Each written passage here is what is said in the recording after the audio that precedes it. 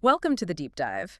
Today we're looking at a really difficult subject, a tragedy that deeply affected so many people, the shooting at Sandy Hook Elementary School. It's definitely an event that, well, it left a huge mark. Yeah. And it's been documented in quite a bit of detail through official reports. Absolutely. And for this deep dive, you've shared some key source material specifically, excerpts from the Wikipedia article covering the shooting, and also the report from the Connecticut Office of the Child Advocate. That's right. So our mission here together is to really unpack these documents. We want to pull out the most important insights, understand the documented facts about what happened, the perpetrator's history, and what the findings and discussions were afterwards, based only on these sources. Exactly. Think of it as a way for you to get quickly informed on what these specific documents say, to get a really comprehensive picture of this complex event based just on this material. Okay, let's start with the core facts. The things documented about the event itself. The sources confirm the date, December 14th, 2012.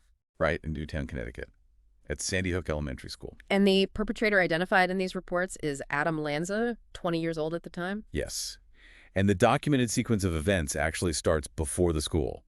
The reports state he first fatally shot his mother, Nancy Lanza, at their home, also in Newtown. Then he drove to the school. Now, the building itself, the sources mentioned it had some security upgrades recently. It did, yeah.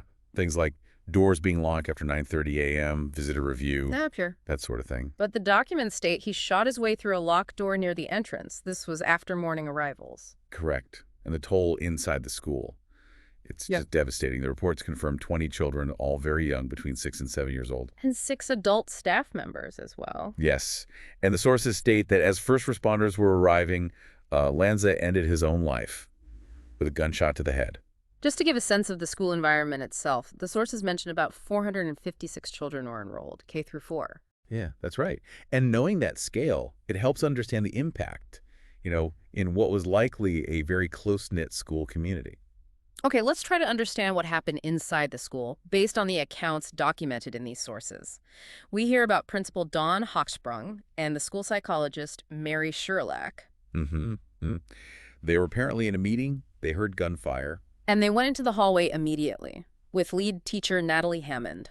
Yes. And there's a detail in the sources. Someone from that meeting reported hearing them call out, "Shooter, stay put." Wow, like an immediate warning to others. Exactly. Seen as this, incredibly brave effort to alert their colleagues. But tragically, Lanza killed both Principal Hochsprung and Mary Sherlach right there. He did. And Natalie Hammond, she was shot in the leg and then shot again. But she survived. She did. The reports say she survived by playing dead. And then she managed to crawl back to the conference room, held the door shut. She was later treated at the hospital. Just incredible. And there are other acts of bravery documented too. Yes, definitely. The sources mention janitor Rick Thorne running through the hallways yelling warnings. Okay. An aide heard the gunshots. Another teacher heard Thorne specifically yelling, "Put the gun down." And a school therapist documented hearing screams, then more gunshots. Right. There's also an account of a substitute kindergarten teacher. She was wounded, just in the foot, by a ricochet while closing her door. But he didn't enter her room. No, the reports indicate he didn't. What stands out too, based on court documents mentioned in these sources, is the speed. Oh, absolutely. The sheer speed and intensity. The entire shooting inside the school, it was less than 5 minutes. Less than 5 minutes, and how many shots? 156 shots fired inside the school, mostly from the rifle, 154 from that, and 2 from the pistol. That pace is just horrifying to comprehend. Let's look, if we can, at the specific classrooms mentioned in the reports, rooms 8 and 10. Okay, room 8. This was Lauren Rousseau's first grade class. The reports state Lanza forced his way in. And the casualties there. Lauren Rousseau herself, a behavioral therapist named Rachel DiValino, and 15 students were killed in that room. 15 children in one room. And the sources mention where they were found. Yes. Most of them were found crowded together in the classroom bathroom. They were trying to hide. 14 children died right there at the scene. One injured child died later at the hospital. There's also the account of the sole survivor from that room, a little girl. Yes, a 6-year-old girl. She apparently hid in a corner of that same bathroom and survived by playing dead. And when the police found her? When they found her and reunited her with her mother, she reportedly said, "It's just heartbreaking. Mommy, I'm okay, but all my friends are dead. Oh my goodness. There's another documented detail, too, from a different child hiding nearby. Yes. A girl hiding in a bathroom heard a boy from the classroom screaming, "Help me! I don't want to be here." And Lanza responded. She heard Lanza respond, "Well, you're here." And then sounds she described as hammering. Just awful. Truly awful. Okay, moving to room 10. This was Victoria Soto's first grade class. And here, the sources say the accounts differ somewhat. That's right. There are conflicting reports about the exact sequence. It's a bit unclear. Okay, so what's one version? One report suggests Soto hid some students, maybe in a closet or bathroom, while others hid under desks. In this account, she went back to lock the door, Lanza came in, saw the kids under the desks, and shot them. And this version mentions Jesse Lewis. Yes, first grader Jesse Lewis, described as shouting to his classmates to run. Several did escape, but Lewis was killed, reportedly looking right at Lanza. And the other account? The other account, based on, I think, a surviving child's father, suggests Soto moved the children to the back of the room, sitting on the floor. Lanza enters, stares at them, points his gun at one boy but doesn't shoot, and that boy runs out. So, two different narratives. How did the final report handle this discrepancy? Well, the final investigative report, cited in the sources, concluded that the precise sequence in both Room 8 and Room 10 was ultimately indeterminate. They couldn't definitively say exactly how it unfolded. I see. What other details did the sources provide about Room 10? We know that a special education teacher, Anne Marie Murphy, was also killed in that room. She was found covering Dylan Hockley, a 6-year-old who also died. So, Soto and 4 children were found dead in the classroom itself. Correct. 5 of Soto's students were killed in total. 9 children reportedly managed to run from her classroom during the event. And some were found hiding. Yes, 2 were found by police hiding in a classroom bathroom. There's another survival story mentioned, right? Caitlin Roig. Yes, Caitlin Roig, another first-grade teacher. She acted incredibly fast, hid 15 students in a bathroom, and barricaded the door. And Lanza didn't enter her room. No. The belief noted in the reports is that he bypassed her classroom. There was black construction paper covering the window in her door, so maybe it just looked empty. That might have saved them. It's possible. And there's one more detail about escapes. One account in the report suggests 6 children got out of room 10 when Lanza stopped shooting. Why did he stop? Either his weapon jammed, or possibly he made a mistake while trying to reload it. That gave them a chance. These accounts are just harrowing. Okay, let's shift focus slightly to the immediate aftermath, the police response. Right. So first responders arrived quickly, very quickly. Yeah. And the sources confirm, as police were getting close to the school building, that's when Lanza killed himself. The handgun. Yes, the 10mm Glock pistol, a shot to the head. And the weapons found are detailed in the reports. They are. Inside the school, there was the Bushmaster rifle, that's a .223 caliber, the Glock 10mm handgun he used on himself, and also a 9mm Sig Sauer pistol, which the reports say was unused. And outside, in his car. Outside in his car, a black Honda Civic, they found an Izhmash Saiga 12 shotgun. Did the police specify which weapon was used on the victims? Yes, they announced pretty clearly that Lanza used the rifle, the Bushmaster, to kill the victims inside the school. And the medical examiner confirmed this. The chief medical examiner's statement, it's referenced in the sources, described the injuries as devastating. And he said, all the ones that I know of at this point were caused by the long weapon, meaning the rifle. Okay. And the immediate aftermath procedures? Well, a portable morgue was set up. The process of identifying the victims' bodies took place overnight. And the sources mention a state trooper was assigned to each victim's family. For support and information, presumably. Yes, and to help ensure privacy during that incredibly difficult time. What about initial police findings? Like a note or planning materials? The reports state clearly, no suicide note was found. No messages explicitly detailing the planning either. And the connection to his mother and the school. There were early rumors about that. Right, but the police investigation found no connection.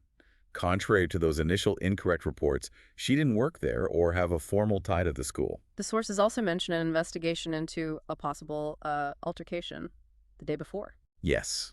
State police looked into reports of a possible incident involving 4 staff members, 3 of whom were Hawksprung, Sherlock, and Hammond. The ones he encountered first. Exactly. But the reports conclude that investigation was inconclusive. They couldn't confirm an altercation occurred, even though he did target those individuals. This really leads us into trying to understand the perpetrator, Adam Lanza, based on these reports. It's obviously the most difficult part. It is. Both the final state attorney report and the Office of the Child Advocate, OCA report, go into his profile using the available documentation. And the state attorney's conclusion. That report concluded he acted alone. Case closed from their perspective. It highlights his familiarity with guns, his access to them, and this documented obsession with mass murders. Especially Columbine. Yes, particularly Columbine. But, crucially, that report explicitly states there was no clear indication why he did it, or why Sandy Hook specifically. What do the sources tell us about his life at home leading up to this? They describe him as increasingly isolated. So most of his time in the basement, solitary activities. There's mention this might have included target practice down there. And the detail about his room. Yeah, taping black plastic garbage bags over the windows, blocking out all the light. He'd apparently cut off direct contact with his father and brother even though they lived nearby. Communicating only by email. Only by email, yes. Mm-hmm. And they found a document on his computer titled Selfish. What was that about? According to the reports, it outlined his belief that women are inherently selfish. The OCA report also delves into his physical and mental state, right? It does. It suggests he might have had anorexia nervosa. He was very underweight for his height, 6 feet tall, only 112 pounds at death. To the point of malnutrition? Possibly, yes. And potential resultant brain damage from that. The report links this with his other diagnoses, autism spectrum disorder and OCD. It notes that this combination likely compounded his suicide risk. And his online activity. The sources mention that too. Significantly, he's documented editing Wikipedia pages about mass shootings. His username was Canebread. Canebread. And the reports suggest he lived a large part of his life online in this cyber world where he apparently communicated about his obsession with mass murder. There's that chilling email excerpt mentioned. Yes, from just 3 days before the shooting. He's referencing other mass casualty events, Chinese mass stabbers, vehicular attacks, mentions James Holmes, Jared Loughner, and asks basically why there aren't hundreds of thousands of massacres every year. It really shows the depth of that obsession. Absolutely. And the OCA report suggests this increasing isolation, combined with immersing himself in these online worlds filled with violence, caused him to sort of lose touch with reality. Okay, let's dig a bit deeper into his history now, drawing specifically from that detailed timeline in the OCA report. It sounds like challenges started very young. They really did. The report notes he was seen by the Birth to 3 program in New Hampshire when he was almost 3. Already showing issues. Yeah, significant communication and sensory difficulties, delays in socializing, repetitive behaviors. He was referred to special ed preschool right away. And elementary school. He attended Sandy Hook itself for a while. He did, for about 4.5 years. But the reports indicate the special ed services he got from Newtown schools back then were limited. They didn't initially identify significant communication or social-emotional deficits, apparently. He was diagnosed with a sensory issue, though. Sensory integration disorder, yes. Though the report clarifies that's not an official diagnosis itself, but it's often seen with autism. So, trace his school path after Sandy Hook for us, based on the report. Okay, so Newtown Middle School, starting in 2004. Described there as being racked by anxiety. Just overwhelmed. Seems like it. His mother then moved him to St. Rose of Lima, a parochial school, smaller classes, specifically trying to lessen his anxiety about classroom changes and noise. But he left there in June 2005. Then high school. Newtown High. He was actually on the honor roll in 2007, described as intelligent, but also nervous and fidgety. Avoided attention, uncomfortable socializing, no close friends mentioned in the report. And schoolwork became difficult. Triggered hopelessness, the report says. Yeah. By age 16, he was hardly attending. So then he was essentially homeschooled by his parents, though the structure seems to have varied. Did he take any college classes? Yes, he attended Western Connecticut State University in 2008 and 2009. He eventually got his high school diploma through a mix of tutoring, independent study, and those college courses. What about formal diagnoses? The OCA report mentions specific ones. Right. At age 13, diagnosed with Asperger's syndrome, which is now considered part of autism spectrum disorder by a psychiatrist. Then at 14, diagnosed with OCD, obsessive-compulsive disorder, at the Yale Child Study Center. And the OCD was severe. Very much so, based on the examples in the report. Constant hand washing, changing socks maybe 20 times a day, using a whole box of tissues daily just to avoid touching doorknobs. Did he get much treatment for these conditions? The reports suggest minimal evaluation and treatment compared to what he seemed to need. Yale's Child Study Center, they seem to get the gravity of it. They recommended extensive support, medication for the OCD. They prescribed Celexa. How did that go? Not well, according to his mother's documentation. He only took it for 3 days. She reported severe side effects, dizziness, disorientation, disjointed speech, couldn't even open a cereal box, sweating. She described him as practically vegetative. So they stopped the medication? Yes, the family stopped it. And the sources don't indicate they tried other psychotropic medications after that. So given all these challenges, what does the OCA report tell us about the family? Their dynamics, the efforts they made? Well, the report definitely highlights that both parents, his mother Nancy and his father, were involved. They were seeking help, trying to manage his difficulties over the years. His mother, Nancy, especially with the school system. Yes, there are emails documented showing extensive communication between her and the schools, often very specific, trying to manage Adam's day, his academics. The report describes the tone often as cordial, like a partnership. She seemed vested in seeing him succeed. And there's that example of her creating elaborate ways to shield him. Right, that email where she talks about the high-stress 24/7 operation of misinformation, creating stories to get him out of gym or study hall, getting staff to play along. Why? So he could feel like an ordinary student for his self-esteem, because he apparently wouldn't accept obvious special treatment, even though he needed major accommodations. It really echoes that Yale assessment about needing a prosthetic environment. Basically adapting the world to him. Exactly. And his father's involvement. Also documented, supporting his academic efforts. Emails show him helping with college class schedules, talking about potential science careers. There's one from 2009 where the father is discussing Adam taking more college classes, offering coaching on time management. Setting deadlines, copying the mother. Yeah, trying to provide that structure and support. The report also details a specific email exchange between Adam and his mother. It does, and it's quite revealing. Undated. But Adam writes to her saying he feels like he's wasted his life. He argues very pragmatically about regret, tells her to focus on the present, mentions buying her computer memory, expresses appreciation for her care. And her response. It's poignant, as you said.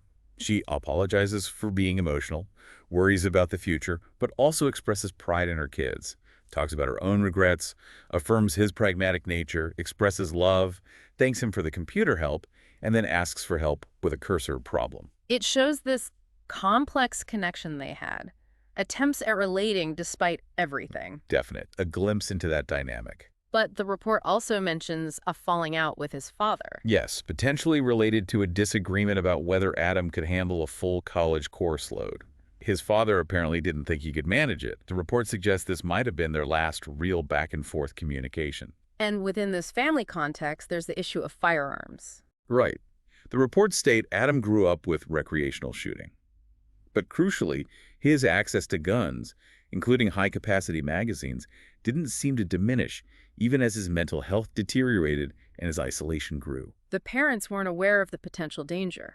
The reports suggest they, especially his mother, seemed unaware of the potential detrimental impact given his documented state. The father indicated he sort of assumed Nancy had bought Adam his own guns, but wasn't fully aware she actually was doing that. He thought it was still just a shared hobby. He recalled seeing Adam with 2 long guns at a range and just assumed Nancy had purchased them. This brings us back, then, to trying to understand why. Seeking explanations. Contributing factors versus a clear cause. And as we noted, the state attorney report was very clear. No definitive reason why he did it or why Sandy Hook was found. But the OCA report does talk about contributing factors. It does. It doesn't point to one single tipping point. Instead, it describes this cascade of events documented in his life. Things like losing the structure of school, not having work, a friendship ending, his increasing isolation, maybe fears about losing his home or his mother, plus the worsening of his documented conditions, the OCD, depression, anxiety, anorexia, and layered on top of all that, this growing obsession with mass murder. And the OCA report connects these factors directly to the violence. Yes, it frames it as this terrible combination. Severe, deteriorating, internalized mental health problems, mixed with this atypical preoccupation with violence, which they trace back to even his early childhood writings, like The Big Book of Granny. Combined with the online world and the weapons access. Exactly. Access to online communities where violence was discussed, even celebrated, and then the critical factor of access to deadly weapons. The report calls this combination a recipe for mass murder. But the OCA report is very careful about causation, isn't it? Especially regarding autism or mental illness. Extremely careful, and this is crucial. It states unequivocally, autism spectrum disorder or his other documented psychiatric problems did not cause or lead to the murders. That's a really important distinction. It is. The report emphasizes that individuals with these disorders are rarely violent. They're much more likely to internalize distress. The report calls the final act an inexplicable mystery in terms of why he acted on his obsession. And the responsibility? The report concludes firmly. Only he and he alone bears responsibility for this monstrous act. What about video games? That came up in the aftermath. It did. The OCA report notes a general correlation exists between excessive video game internet use and mental health issues. However, the state attorney report explicitly found no link between video games and Lanza's motive. But yes, the sources note video games were blamed by some, like the NRA. Beyond Adam Lanza himself, the OCA report also looked at systemic issues, didn't it? Based on his interactions over the years. Yes, it uses his documented history to highlight broader systemic challenges and make recommendations for improvement. What were the main systemic problems identified? Well, the fact that he presented challenges very early on, but the initial services were limited. The minimal mental health evaluation and treatment he received relative to his complex needs. The lack of resources overall. A documented paucity of services and supports, especially for older youth and young adults with ASD plus other mental health issues. Big workforce development needs were identified. Providers across different fields, mental health, pediatric, education, need more support and expertise to handle these complex cases. Schools might not be equipped on their own. So what kind of recommendations did the OCA report make? A number of specific ones. Things like universal screening for behavioral developmental issues, birth through 21, in pediatric settings with financial support for that. Better communication, too. Yes, better information sharing between families, schools, pediatricians. A big emphasis on early intervention like birth to 3, because intervening before age 3 really improves outcomes. And more thorough evaluations. Definitely. Need for thorough, multidisciplinary evaluations and integrated care plans for complex needs. Sensory issues, the report notes, often get marginalized. Schools need to be better at identifying and referring kids for these specialized evaluations. What about school records? Need for transportable, comprehensive school records that follow the student.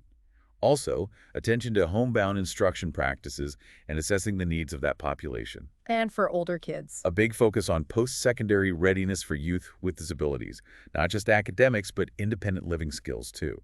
The report noted a lack of proven interventions for this specific age group. So, needing more expertise across the board for ASD plus mental health. Yes, across all systems. Yeah. And needing to address denial of illness, stigma, promoting family-centered approaches, care coordination. But that takes resources, financial support for providers, and the services need to be sustained. The report also mentions schools' role. Seeing schools as community hubs that support social and emotional wellness. But again, they need resources and expertise for family engagement, and ensuring schools actually comply with special ed best practices and regulations. Quality assurance. The sources also briefly mention some specifics of special education law, just for context. Right, just definitions of things like autism, emotional disturbance, other health impairment under the law.